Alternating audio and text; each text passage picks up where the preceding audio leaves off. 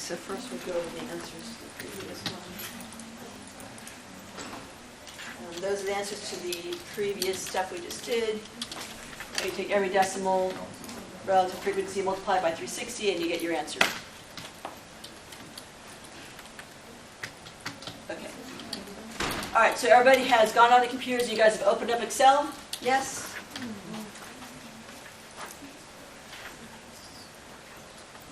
That little green one down here. And then type in all the different options. String, porosity, weld. Type in your the relative frequencies for each of those. I think you guys are all done. And then right-click, drag, and select all of them. So click off of it, and then hover over it. Don't click on it and then click. Because if you do that, it gets, well, actually you can do that too, apparently. And then go to Insert. And then over here to Charts, the little circle one right there. Click on that and pick the first little 2D pie right there. Yep. So Insert. And then over here to the Charts, there's a little circle. Do you guys see that one? Click on that one. So everyone look up. I'm showing you right now. This one right here, the circle one. All eyes up here. This one right here. Click on that one. And then the 2D. Okay, everybody's there? And then see how when I'm over here, I get those little arrows all over the place. That means I can just left click, drag it over, and move it over. Make this a little bit smaller so it fits. Okay, good. Now, right click anywhere in this. Does everyone have their chart, their little thing up here? You can click on the chart title. You can change the chart title. So I can just select it and type over it and write in, I have no idea, metals maybe, or stuff, just whatever. Doesn't matter, whatever you want. Just so you know how to do it. And then right-click inside the circle. Right-click on the circle somewhere. The very bottom one said, oh, sorry, the not quite bottom one. It says Add Data Labels right there. Do you guys all see that right here? Add Data Labels. If you right-click anywhere on it, it should give you this little menu, and you can say Add Data Labels. Click on that, and all of a sudden you have your decimals in there. We want percentages. So then right-click on any number. So pick a number, right-click on the number itself. And then the very bottom says Format Data Labels. You guys see that? You guys are going to be doing a project on this later in a couple of weeks. So click on Format Data Labels. And then over here, where it says percentage, click on that. Click the box. I'm over here on the right. Percentage, click that one. But then see how it gives you both? You can leave both or turn off the value and just leave the percentage. That's fine too. Good? All right. Fun, right? How do you click on any of the numbers? Right-click on the number. At the very bottom it says Format Data Labels. Okay. And then it gives you these little options over here. You want percentage to be checked. Okay. All right, enough of that. So go ahead and close your Excel. You know what? When I have you do it, I'm going to give you instructions like I have the other stuff, and I'm going to have pictures, I'm going to have arrows, and all that again. So if you follow it, since you've done it once now, and you have when you have the pictures and the arrows, you should be fine. Yeah. All right, so let's go ahead and take a look at the next thing we have going on, which is time series graphs. Oh, sorry. So then, if you can, kind of quickly sketch a little. Oh shoot! I turned it off already. Darn it! Did anybody leave it? I'll bring it up again. So kind of quickly sketch out what that should sort of look like. Shrink, porosity. I have no idea what that looks like. Weld. Shell. HA. And they were 63, 15, 10, 7, 4, 1. Okay. Hang on. I'll get it back again. My bad. So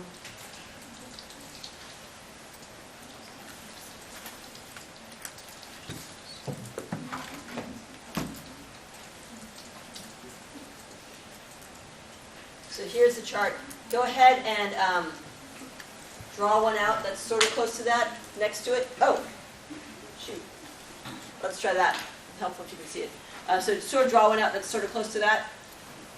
Sort of, if you haven't already. Just do your best with it. Make this.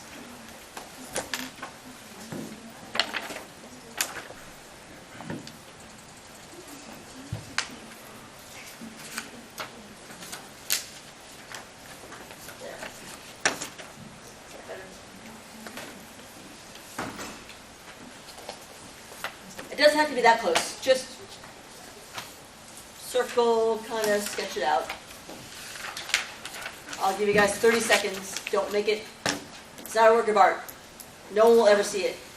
Besides me as I flip through quickly, and I will spend less than half a second looking at it. Literally. Where is this one from? Oh, in your, so lab problem 6. Oh, okay. Right here? I put it, it's in the coordinate. Should be right here. Okay. That's where it should be. You should copy yours over.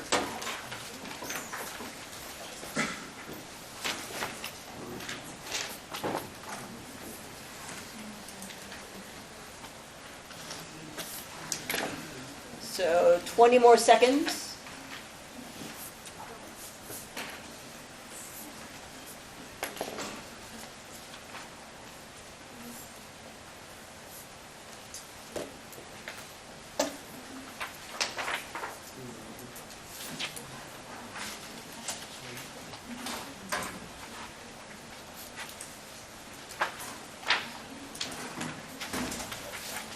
Okay, and the one below that where it says lab problem 7, just put a little X through this empty space because we're not going to, or just write skip through there because we're going to skip that. We're not going to do that.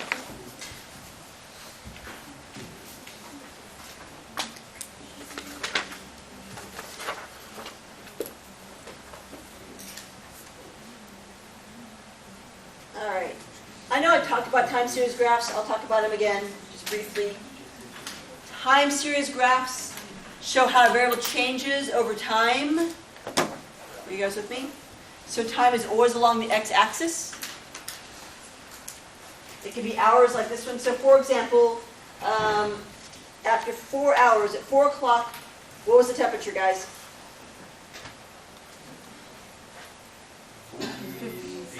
Yeah, about 48. Yeah, high 40s. Everybody see that? So at 4 o'clock, the temperature was around in the high 40s. Okay, good. Time series can also be going with the years going across.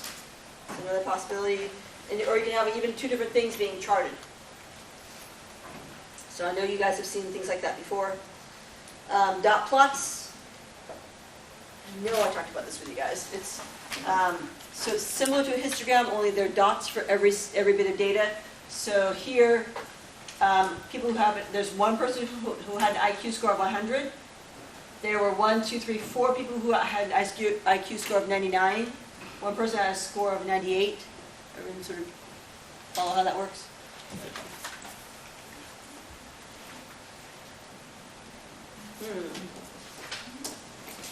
We stopped at 7:15. We'll try to get to this. I don't know if we're going to get to this. We'll skip it for now. All right, misleading graphs. Everyone take a look at this silently on your own without talking to your neighbors. Take 15 seconds to try to figure out what's wrong with this graph.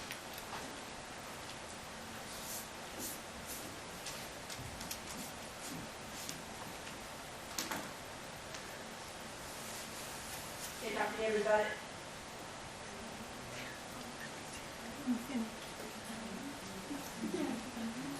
What's wrong with it?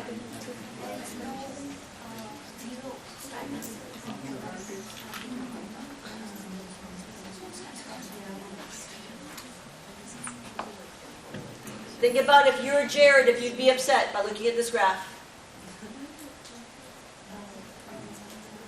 The bars don't correspond with If you're Jared, would you be upset? Do you think that you did not do well in this test? So it looks like you scored less than half of what Danielle scored, like a third of what Danielle scored. What did Jared score? 96. What did Danielle score? 97. Should you be worried about that? No. This is what we call a non-zero axis. It happens all the doggone time. Fox News does it a lot. Most news nowadays, in the last couple of years, now they all do it now. It used to be just them, but now everybody else does it too. It's terrible. Here's another total example. Honda Civic, Chevy Aveo, Toyota Camry. Should they be upset? Yeah. You think they might be upset, but really look at this. They're not that far apart. They're almost the same. Right? Here's the deal. X doesn't matter. The frequency, the y-axis. The y-axis matters. The y-axis should always start at 0. Here it starts at 30, goes to 36. Here it starts with 0. If it's a non-zero axis, in other words, when the y-axis does not start at 0, the frequency, axis does not start at 0, it's a problem. So the y-axis should always start at 0. So we call it a non-zero axis. Non-zero axis. Why? Because this axis should always start at 0. If it doesn't, it's an error. It's misleading. What's wrong with this one?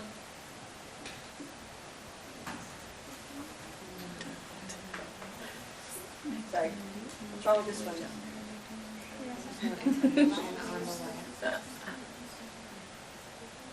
Yeah, there's a few things wrong with it.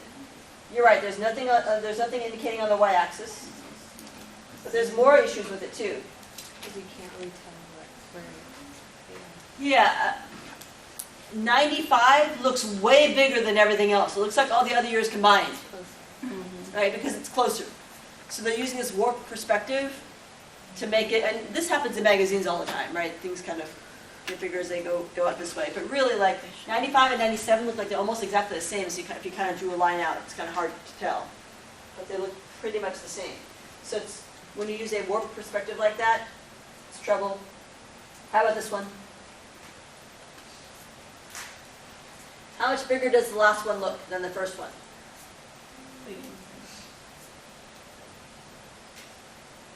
5 times larger, 10 times larger, 20 times larger, 40 times larger? What do you guys think? 10. Yeah, at least 10 times larger? Okay, so here's the deal.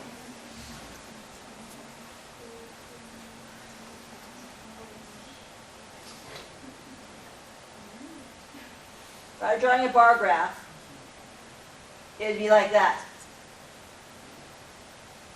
How much bigger is the last one than the first one? Just look at the pink things. 3 times. Yeah, about 3 times. You guys follow me? This is 18,000. This is 74,000. This one is less than 4 times larger than this one. But they've taken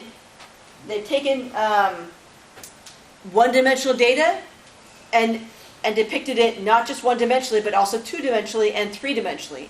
So even though it's really only 4 times larger, it looks like it's like 40 times larger, a lot larger. So that is what we call multidimensional. I don't know. It's on your notes. So the word bank for it is on this page, at the top of the page in front. I think it's multidimensional pictograph. So anyway, these are the last 2 things to fill out here. So fill those out. And we will move on.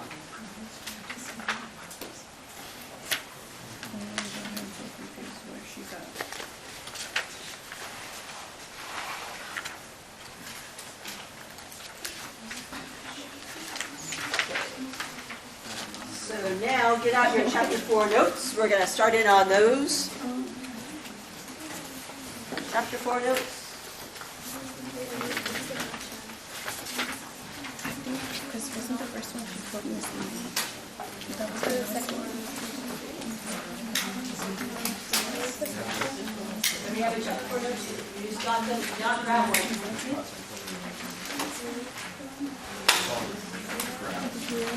Oh, yeah, no. So 5 seconds. Zero axis. Probability can be defined as a chance of an event occurring. It can be used to quantify what the odds are that a specific event will occur. For example, you guys have all heard 75% chance of snow, or 1 in so many million chance of winning the lottery, or 1/2 chance of getting a heads on a coin flip, right? Those are all probabilities. What are we doing on the time here? Okay, we're doing 5 seconds. Okay.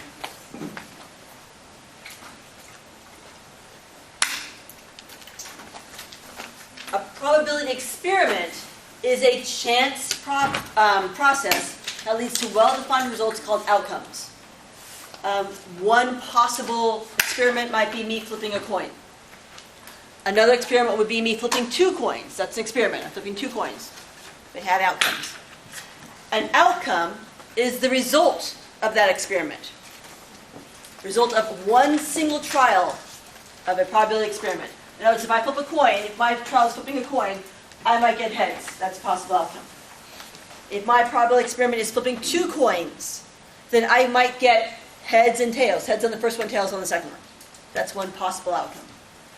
Outcomes are what could happen when you do a probability experiment.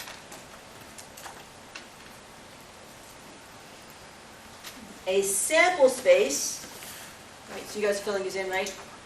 A sample space is a set of all possible outcomes of a probability experiment. For example, if I flip a coin, what could happen? I could get a heads or a tails. That's all I could get.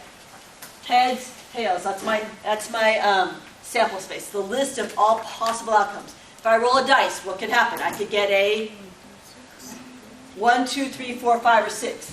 This is the list of all the possible outcomes. If I answer a true-false question, I'm either going to answer true or false. The list of all possible outcomes. If I flip 2 coins, I could get heads, heads. I could get heads, tails. I could get tails, heads, which is different. This is tails on the first, heads on the second. Or I can get tails, tails. Like someone pointed out last class, it matters which order they happen in. Heads, tails is different than tails, heads. All right, so again, sample space is the list of all possible outcomes of a probability experiment. Here are the possible outcomes for rolling 2 dice. So here's my first roll of my first dice. So say I roll a 4, the first dice. I roll a 4. Then on the second dice, this is the first dice, I could roll a 1, a 2, a 3, a 4, a 5, or a 6. So that's this one is what we roll the second for the second dice. So it's the list of all possible outcomes that you could possibly get when you roll 2 dice. Fair amount. Here's another example. Gender of children. We're going to use a tree diagram to find the sample space. Again, sample space is all possible outcomes for the gender of children if a family has 3 kids. B for boy, G for girl. So, what's the first thing that happens? You get a boy or a girl. How many decisions am I making? Well, there I'm making 1. Altogether, how many decisions am I going to be making? 3 kids, 3 decisions. Does everyone kind of follow? My first decision is the first kid. I'm not deciding between having 1 kid or 2 kids or 3 kids. There's going to be 3 kids. I'm telling you ahead of time. This experiment has 3 kids. The question is not whether I'm going to have 3 kids, but the first kid, is it going to be a boy or a girl? Does that make sense to everybody? Everything builds off of this. Okay. So my first decision is a boy or a girl. That's the first child. Boy or girl. That's the first kid. If the first kid's a boy, so decision tree is kind of like a pathway. It's a story. You follow it. If I have a boy, then what can happen?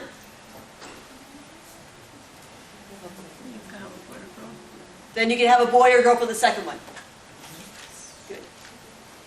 No, why is that? No why is cracking about, he's going to grow up and get in an accident, car accident? No. Okay. All right, so you can have a boy or girl. Good? Make sense? That's your second kid. What if I had a girl? If I had a girl, what could happen next? Oh, where girl? Boy or girl. Make sense?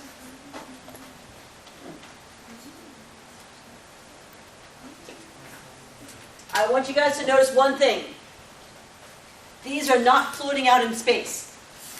This is like a branch. From the end of the branch, you can branch off again. So, you guys kind of follow me? And then from the ends of these branches, you can branch off again. They're all connected. It's one tree. They're all connected to each other. Okay? Good. Now, what could happen next? They have a boy. Yeah, and then you can have another kid, a third child, a boy or a girl. Yeah, it's just one couple having 3 kids. They had a kid and they had another kid and they had another kid. They're having 3 kids. That happens often, right? 3 children families. You guys had a fair amount of siblings in your families, right? Okay, now, sample space.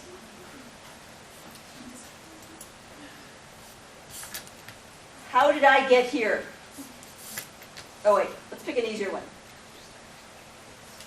How did I get here?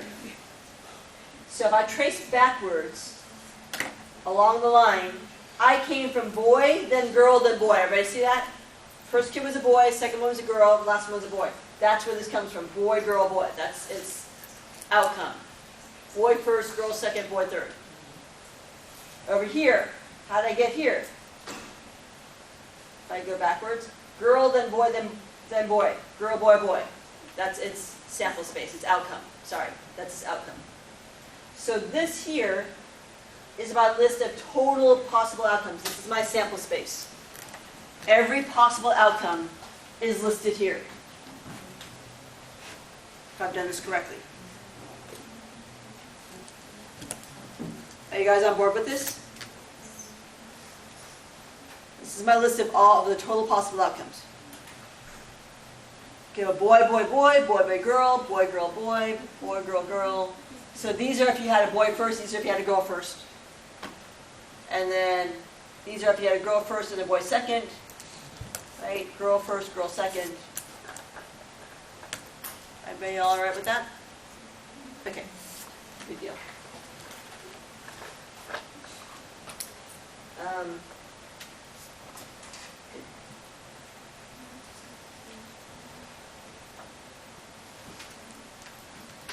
All right, so moving on.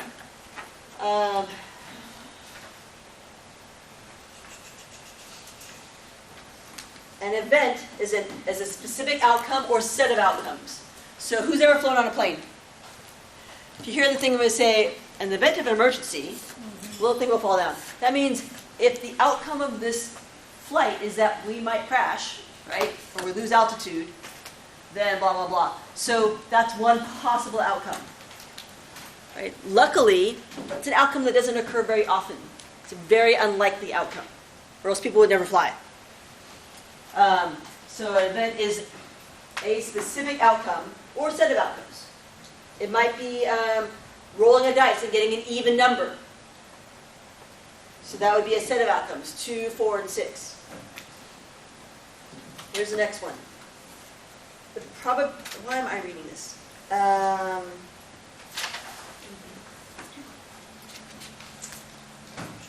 Alyssa, Q, go ahead.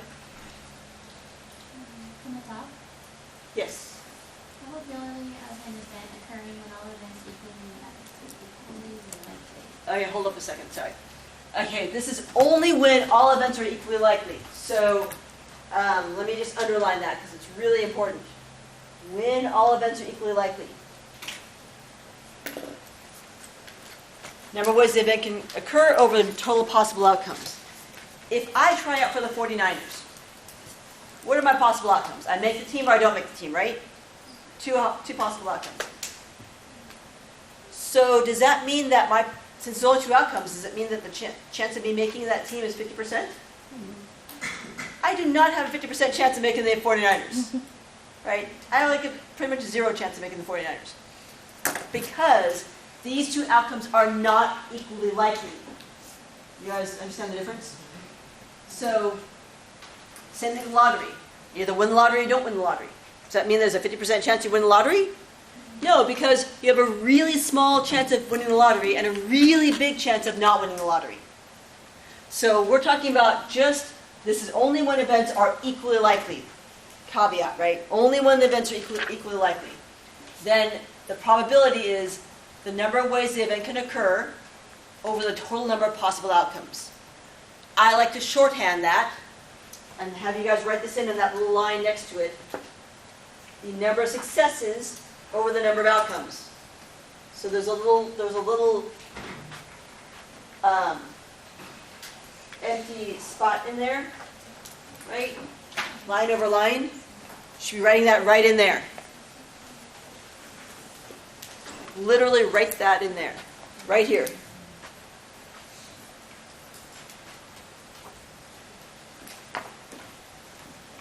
Okay, so my question to you then is, what's the probability of getting a 3 when rolling a dice? First of all, it's written, probability of rolling a 3, P, that big P, you guys see that really big P with parentheses? The really big P means probability, and when you get the parentheses, that means of. Probability of rolling a 3. How many successes are there? Okay, so who's ever seen a dice? A die. How many sides are there? 6. How many of them have a 3 on them, on a regular die? Just 1. So I have how many ways of getting a success? 1 out of how many total possibilities? 6. So the probability of rolling a 3 would be, what is it? 1 out of 6. Good? Now, what if I have a bag of marbles? 5 are blue, 3 are red, 4 are green. What's the probability of drawing a red marble? How many successes? What's a success in this case? I want to draw a red marble. What's a success then? A red marble. Does anyone understand that? If I want to find the probability of drawing a red marble, then successes would be the red marbles. How many red marbles are there? How many successes do I have? 3 out of how many total? Out of how many total? 12. You guys are, I'm not hearing all of you. So 3 successes out of 12. Everybody on board with that? Give me some thumbs. Totally got this, not so sure. Okay. All right. Good. All right. Family has 3 children, find the probability of exactly 2. Not at least 2, exactly 2 are girls. There's your sample space. Find the probability that exactly 2 are girls. Go. Yeah.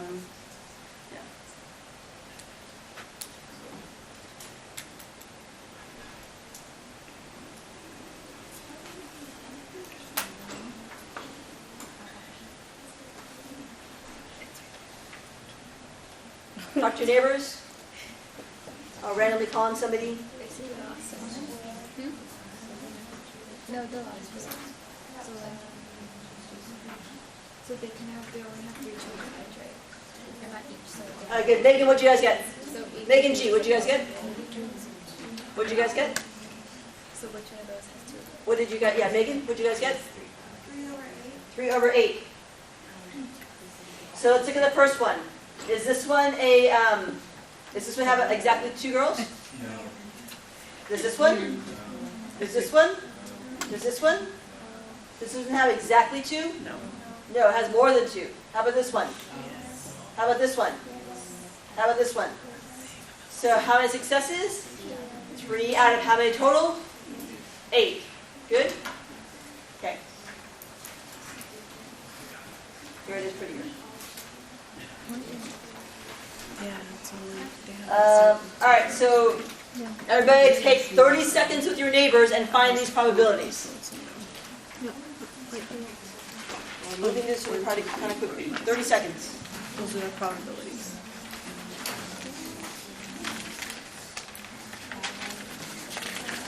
What am I doing? Put this up on.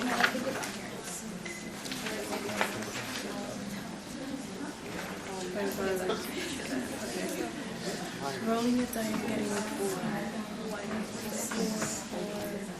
1 yeah, 1 out of 6. And then selecting an order of alphabet and getting 8 out of 20. 1 out of 27. No, 5 out of 10.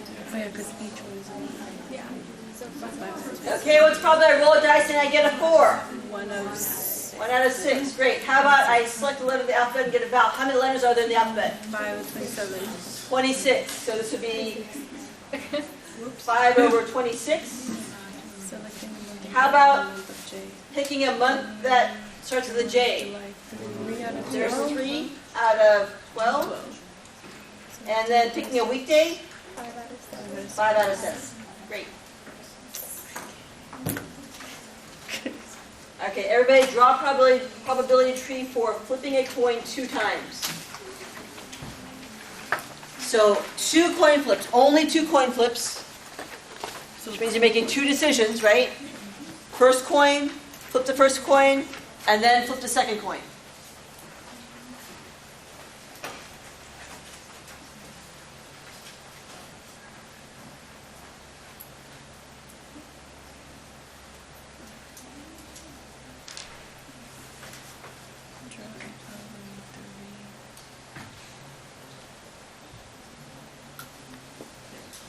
Oh wait, it has to be a tree. Yeah.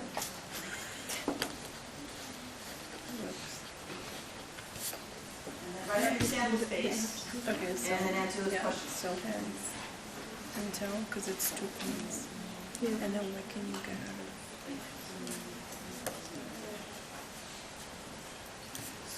HD, right? Because it's head and tail. And Yeah, you then can you do get that. tail. I like what it Yeah. And answer the question. So out of that point, what can you get? Basically another head tail. That's 2 times. So this is a tail. And then out of 8, 1 out of 3. Yeah. Drawing from. Oh no. Dry from.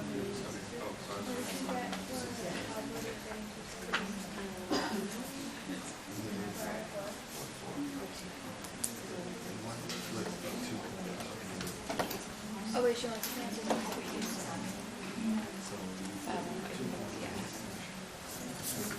Is it 1 out of 3? No, It confused. was 1 or 1.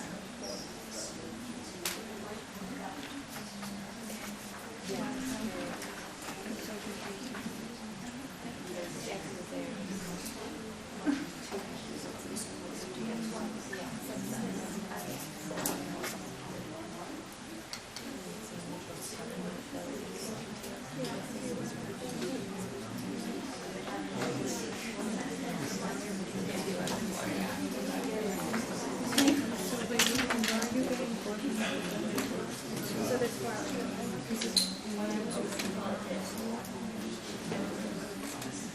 No, there's these. You have to put examples. No.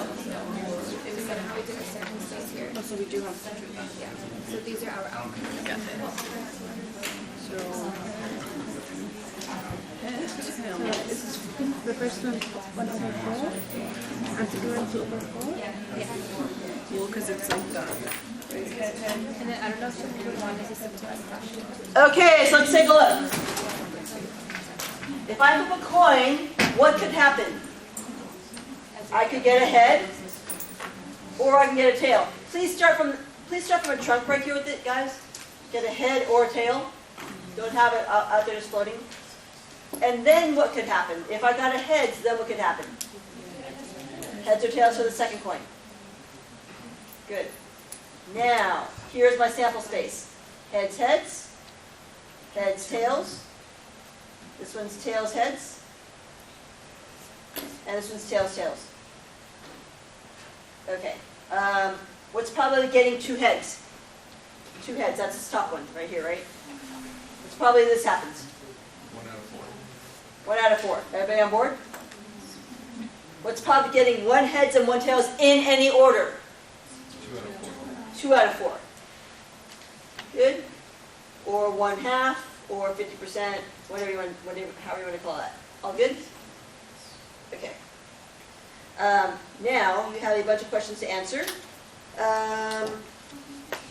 Try them. I'm going to give you guys 3 minutes to answer the first 7. First, let's make sure you guys understand what we're saying. So, here I have 5 female. Okay, so this is the deal.